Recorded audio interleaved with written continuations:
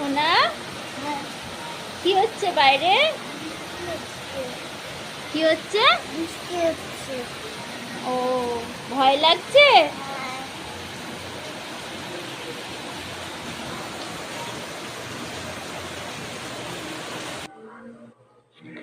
নমস্কার বন্ধুরা, welcome to my channel my Farzu story.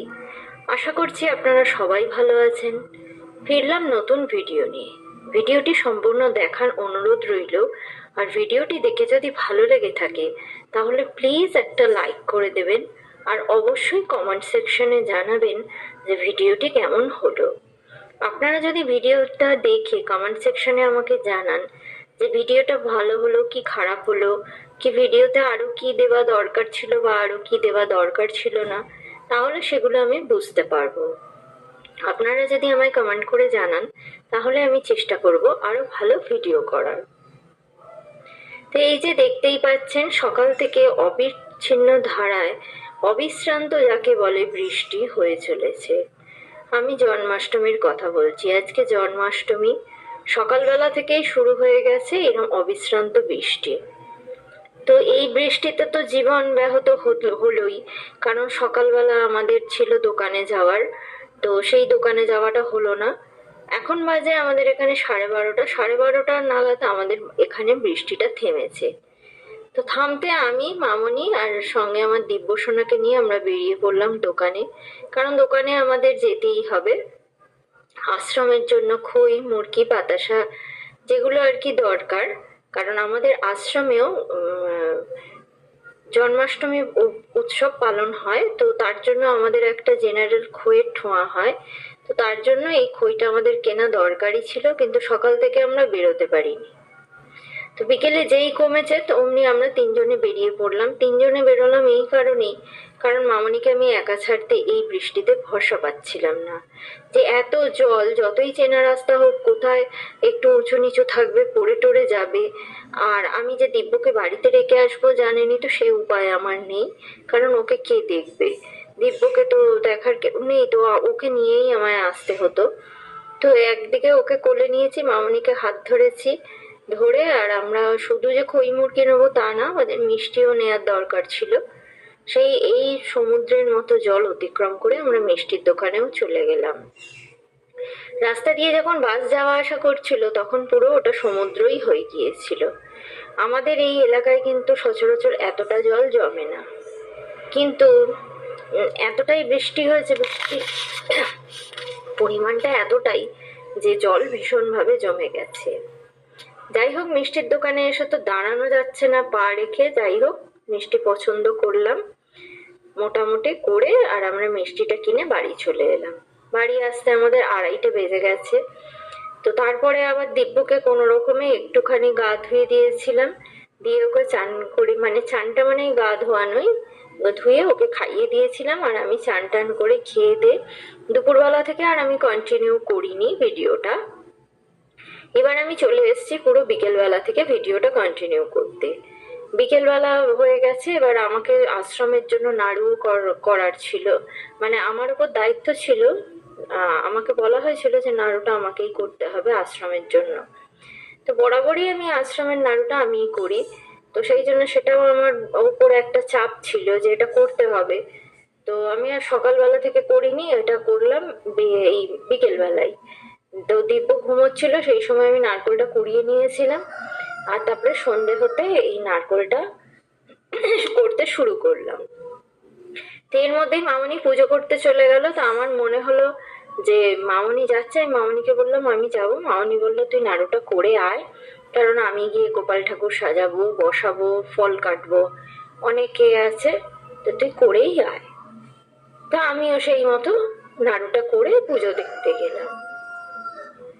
মামনি সাজিয়ে রেখেই দিয়েছিল, তারপর শুরু করলো পুজো। ঘরে ঘরে হরি নাম জ্ঞান সর্বজনে উচ্চস্বরে কাঁদে প্রভু জীবে লাগিয়া চেতন ভরান জীবে কৃষ্ণ নাম দিয়া ছলো ছলো করে আঁখি তাতে জল ঝরে জগৎ পবিত্র হইল গৌর কলরবে। হরি বল, হরি বল।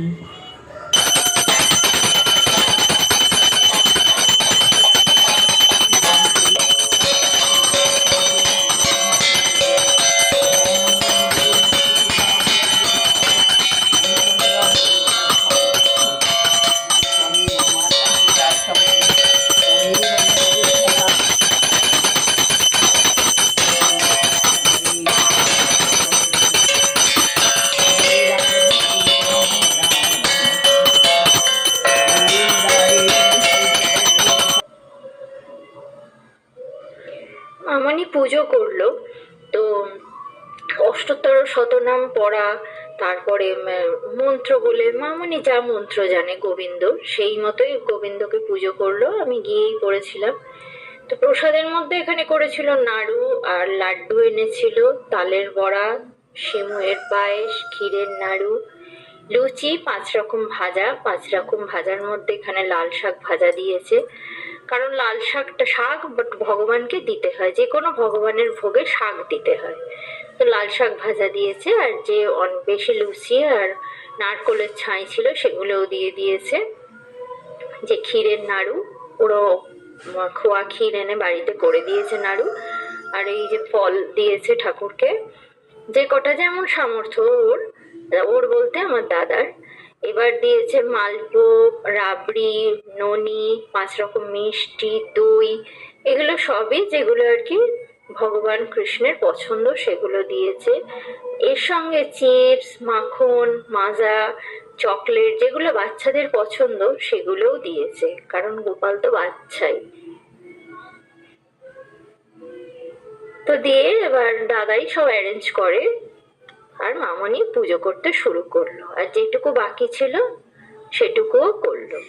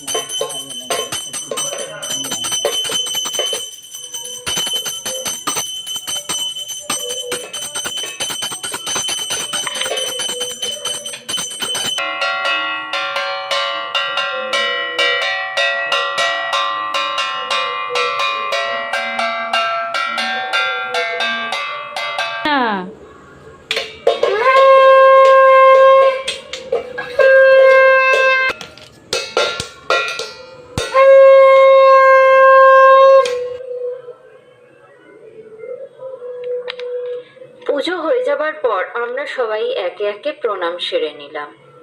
আসলে পুজো করতে করতে মামনির পুজো হয়ে গেল, তারপরে গোপালকে একটু ফুল দিয়ে সাজিয়ে দিল। দেবার পর মামনি অষ্টোত্তর শতনাম পড়লো। আমি বললাম যে আগে অষ্টোত্তর শতনাম লাস্টে পড়ো, পড়ে তারপরে তুমি ধুনো আরতিটা করো, কারণ আরতি হয়ে যাবার পর মামনি অষ্টোত্তর শতনাম পড়েছে, ধুনোটা যদি তখন দিত তখন কিন্তু আমরা বসতে পারতাম না ওই জায়গায়। ঠাকুর ঘর আসলে খুব ছোট জায়গা, তো খুব অসুবিধে হতো। তো ওই জন্যই আমি বললাম যে তুমি ধুনোটা পরে দিও। মামনি ধুনোটা লাস্টেই দিল।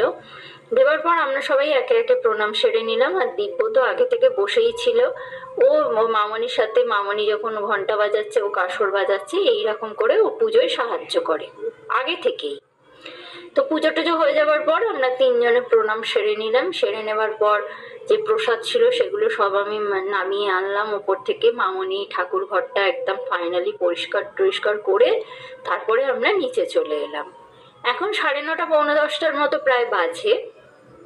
তো আমাকে তো এবার আশ্রমের প্যাকেটও করতে হবে, কারণ আমাদের আশ্রমে নন্দ উৎসব পালন করা হয়। জন্মাষ্টমীর ঠিক পরের দিনই আমাদের নন্দ উৎসব পালন করা হয়। তো আমাদের আশ্রমের নিয়ম আছে উপাসনা করে সবকিছু করা। তো ব্রাহ্ম সমাজে যে উপাসনার ব্যবস্থাটা ছিল, সেই উপাসনা দিয়েই আমাদের যে কোনো পুজো উদযাপন করা হয়। মন্ত্র বলে ঠাকুরকে ফুল দেওয়া হয়। কিন্তু এর মধ্যে একটা বিশেষত আছে কি, প্রসাদ হিসেবে এই ঠোঁয়াটা থাকবেই। তো প্রসাদ হিসেবে এই ঠোঁয়াটার মধ্যে বিশেষত কি আছে না, এতে দিতে হয় খই। আসলে খইটা গুড় মাখিয়ে দিতে হয়, কিন্তু জানেন তো আমাদের গুড় মাখিয়েই দেওয়া হয়, কিন্তু এই বছর দেয়া হলো না, কারণ গুড় মাখিয়ে খই দিতে হলে অনেক অসুবিধে আছে। অসুবিধে আছে বলতে আলাদা করে গুড় জাল দিতে হবে, সেটা খইতে মাখাতে হবে, সেটা রেস্টে রাখতে হবে, তারপরে ঠোঁয়ায় ভরতে হবে। কিন্তু আমি কোলে বাচ্চা নিয়ে আমার পক্ষে তো সেটা করা খুবই অসম্ভব ব্যাপার। তো সেই জন্য আমরা এই খইয়ের সঙ্গে মুরকিও দিয়ে দিয়েছি। এই মুরকিটার মধ্যেও তো গুড় মেশানো থাকে, তো এইটা দিলেও অনেকটা হয়ে যায়। তো খই মুরকি থাকে, তাতে থাকে বাতাসা, খেজুর আর একটা করে নাড়ু, একটা দুটো যার যা ইচ্ছা নাড়ু, আর একটা করে মিষ্টি। তো সেইভাবেই আমাদের প্যাকেট করা হয়। তো আমি বসে বসে খই আর মুরগিটা প্যাকেট করছিলাম। এমন সময় দুই ভাই বোনে জয়িতা আর তুতু দুজনে মিলে এবার ঝগড়া শুরু করে দিয়েছে। আমি বুয়ানটিকে হেল্প করবো, ও বলছে আমি বুয়ানটিকে হেল্প করবো। তা আমি বললাম ঠিক আছে, ঝগড়া করতে হবে না, দুজনেই হেল্প করবি। জয়িতা বাতাসা আর খেজুর দে, আর তুই মিষ্টি আর নাড়ু দে। এবার ও যেহেতু বেশি ভালোটা পেয়ে গেছে, তাই জন্য তুতু চুপ করে গেছে, না হলে ও ঝগড়াটা আরো বেশি করতো। তো যাই হোক, ওরা আমাকে করে অনেকটা হেল্পও করলো।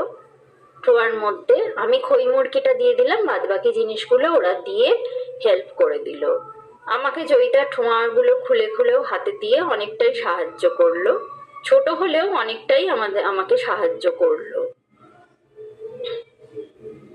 এই যে দেখুন আমাদের ঠোঁয়ার বিশেষত্ব, খই মুরগি বাতাসা নাড়ু খেজুর আর মিষ্টি। মিষ্টি বলতে আমি এখানে কোনো রসালো মিষ্টি দিইনি, সন্দেশে দিয়েছি, কারণ সন্দেশটা দিলে ঠোঁয়ায় মাখামাখি হয়ে যাওয়ার চান্সটা থাকে না।